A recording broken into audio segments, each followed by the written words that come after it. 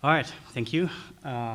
So my name is Mila. I'm from Berlin, Germany, and this is my first time at NACIS. I'm really excited. I'm thrilled to be here. And thank you for the opportunity to speak about a topic that I'm really passionate about, and that is distraction-free maps. I do not run a civic advocacy groups. I help civic advocacy groups improve the life of citizens. So I'm a data visualization consultant, and I create maps and data visualizations. And today I'm going to talk about distraction-free maps. Online maps, the final frontier where we throw away all cartographic principles and do whatever the hell we want. So many things can go wrong when we talk about online maps.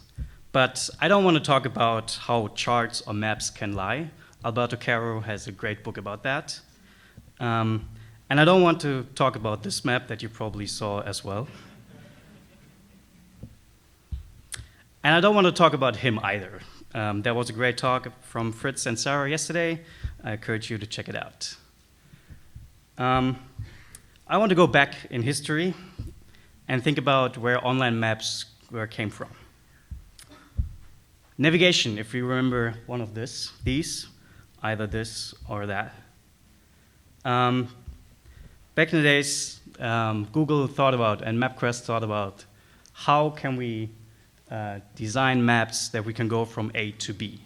That's where online maps really came from. But today, we are not using maps anymore for navigation, but mainly to show additional data. And I think it's time that we rethink online maps. There's a great thing from the data visualization world, which is from, now I'm blanking. Tufty, thank you, yeah. And he talks about the data-ink ratio, which compares the valuable information, the data that we have, to the full graphic, the total ink. And we need to improve the ratio that we have so that every aspect that we have on a map or in a chart has a purpose. And in database, we try not to overwhelm user, or in other terms, a great design tends towards simplicity.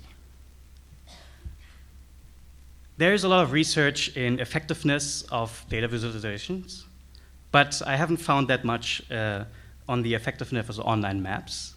And I'm happy if you have any research, I want to read that. I want to get around that, and if not, I think this is the crowd to do this, to do these research, right? So I think it's time that we do more research about the effectiveness of online maps. But if we go into the research of data viz, there's one main topic, and that is that our brains are not made for too much information, right? And I think it's time that we create less distracting maps, that we take a step back and think about how we can create maps that have less distractions. We can take lessons from journalists and the data-driven journalism movement. We could use more annotations, use color more sparingly, and overall try to not load too much information on it. There's one topic that I think can have a huge impact in the way we create online maps, and these are base maps. Where were base maps coming from? Who created them? They were used mainly for navigation. That's why most of the base maps that we have now include streets, have too many labels, and have other unrelated things that we don't really need if we create online maps. We made great progress towards creating better base maps with TileMill. I don't know if you remember this, but that was TileMill created back in the days, and is now replaced with Mapbox Studio. And Google has even come as far that we can now style Google Maps as well.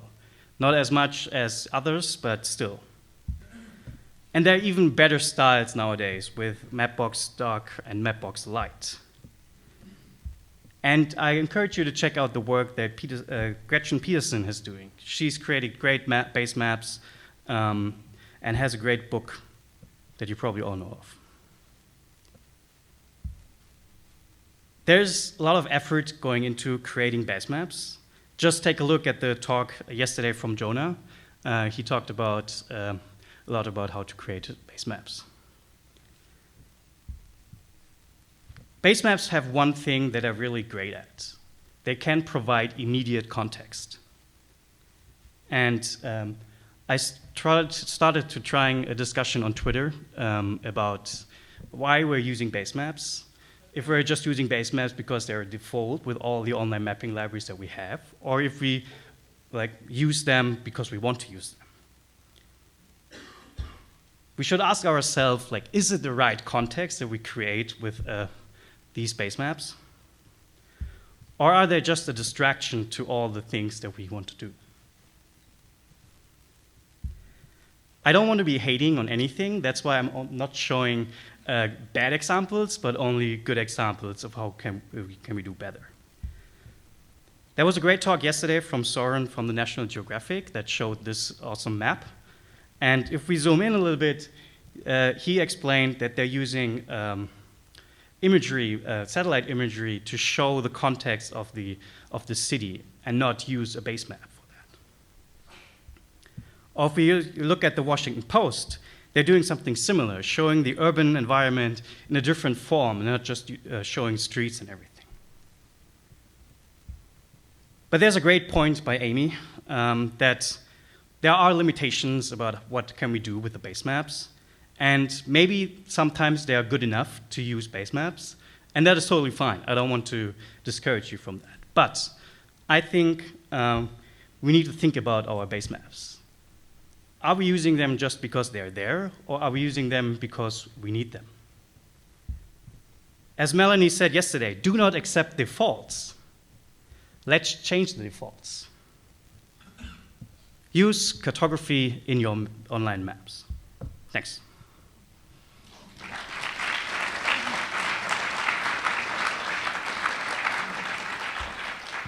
One short plug, I have a course, Geospatial Data Visualizations with D3. There is a workshop tomorrow, and you can check it out at mappingwithd3.com. Cool. Thank you so much.